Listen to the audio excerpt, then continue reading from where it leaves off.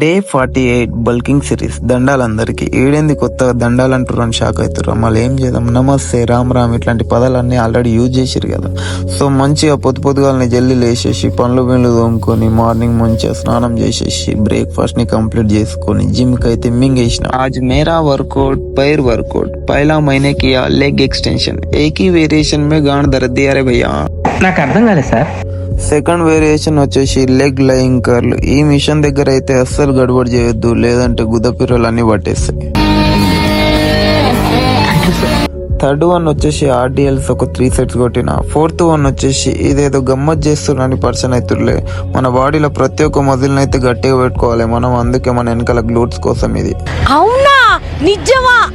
Last గా cough కి ఒక వేరియేషన్ కొట్టుకొని వర్కౌట్ నైతే కథం పట్టించేసి ఇంటికైతే మింగేసిన. ఉంటా దండం.